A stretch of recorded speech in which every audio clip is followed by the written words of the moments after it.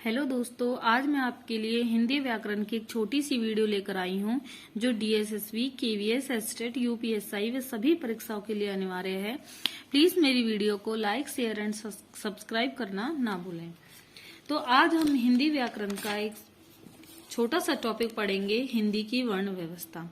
यह हिंदी व्याकरण का सबसे पहला टॉपिक है और सबसे इम्पोर्टेंट भी। किसी भी भाषा की मूलभूत इकाई ध्वनि कहलाती है और यही भाषा की लघुत्तम इकाई होती है। ध्वनि व्यवस्था के प्रकार। ध्वनि व्यवस्था दो प्रकार से बांटी जाती है, एक खंडे ध्वनि और एक खंडेतर ध्वनि। खंडे ध्वनि वह होती है जिसके टुकड़े किए जा सकते हैं और खंडेतर ध्वनि वह होती है जिसके टुकड़े नहीं कर सकते। खंडे ध्वनि के दो प्रकार होते हैं, स्वर और व्यंजन। खंडेतर ध्वनि जिनके टुकड़े नहीं किए जा सकते, यह खंडे ध्वनि से अलग नहीं होती बल्कि उसी पर निर्भर करती है। ये स्वयं ध्वनि नहीं होती, इन्हें ध्वनि गुण भी कह सकते हैं और इन्हें ध्वनियों से अलग बिल्कुल भी नहीं किया जा सकता। बलाघात, सुर, संगम, अनुतान, ये खंडेतर ध्वनियों के कुछ प्रकार हैं। खंडेतर ध्वनि। खंडे ध्वनियों को दो प्रकार से बांटा जा सकता है, एक स्वर के आधार पर और एक व्यंजन के आधार पर। आज हम इनमें से सिर्फ स्वर के आधार पर पढ़ेंगे। स्वर होता क्या है?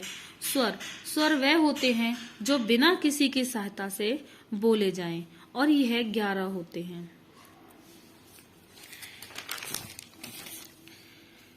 स्वर के आधार पर ध्वनियों के वर्गीकरण।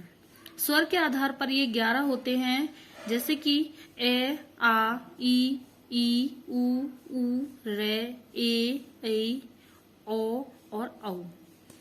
स्वर को तीन तरीके से बांटा जा सकता है, तीन तरीके से इसका वर्गीकरण किया जा सकता है। सबसे पहले पढ़ेंगे हम मात्रा के आधार पर, जो कि हम अपने बचपन से व्याकरण में पढ़ते आ रहे हैं। मात्रा के आधार पर यह तीन प्रकार के होते हैं, ह्रस्व स्वर, दीर्घ स्वर और प्लुत स्वर।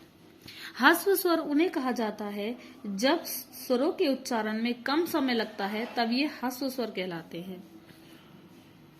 ह्रस्व का मतलब होता है कम, और यहीं से इसकी परिभाषा बनी है कि जब स्वरों के उच्चारण में कम समय लगता है तब ये ह्रस्व स्वर कहलाते हैं, जैसे कि ए, ई, उ और रे, ऋषि जी, रे। दीर्घ स्वर। जब स्वरों को बोलते समय ह्रस्व से दुगना समय लगता है तब इन्हें हम दीर्घ कहते हैं। जब स्वरों के उच्चारण में ह्रस्व से दोगुना समय लगे, जब ये दीर्घ कहलाते हैं। और यह होते हैं 7: बड़ा आ, बड़ी ई, ए, आई, उ, ओ और ओ। इसके बाद एक है प्लुत स्वर। यह सिर्फ एक है। प्लुत वह है जहां ह्रस्व और दीर्घ से तिगुना समय लगे स्वरों के उच्चारण करते समय, तो वो हो जाता है प्लुत। इसे हम बोलते हैं ओम। ओम को हम जितना खींचना चाहते हैं उतना हम इसे खींच सकते हैं। इसमें ह्रस्व और दीर्घ से तिगुना समय लगता है।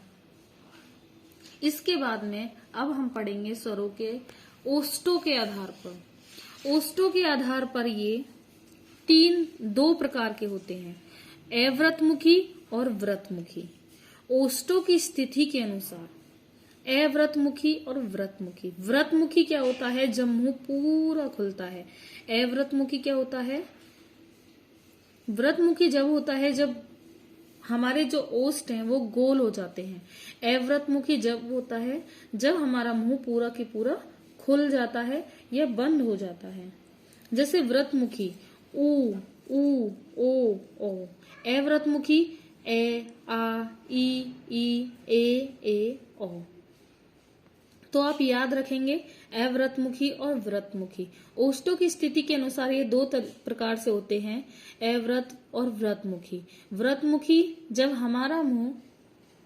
हमारे ओष्ठ जो हैं वो व्रतमुखी या गोलाकार होते हैं, और अव्रतमुखी जब हमारे ओष्ठ गोलाकार नहीं होते।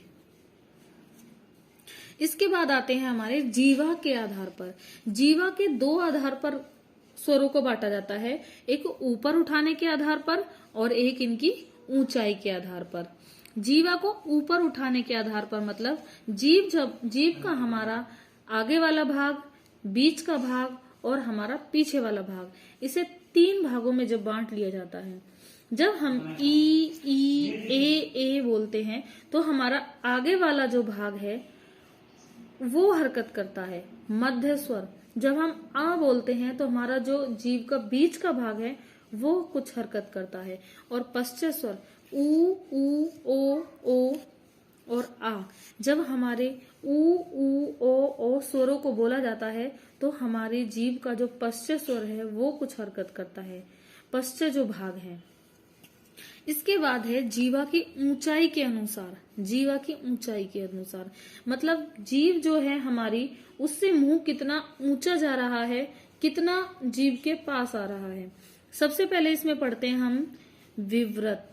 विव्रत स्वर, विव्रत स्वर होते हैं अर्थात बिना व्रत में खुला हुआ, बिना व्रत में खुला हुआ, मतलब गोलाकार नहीं हुआ, व्रत में नहीं बना, सिर्फ पूरा मुंह खुल गया है। जैसे खोलते हैं ना आ, कितना भी मुंह को खोल दो, व्रत नहीं बनता, एक गोलाकार नहीं बनता।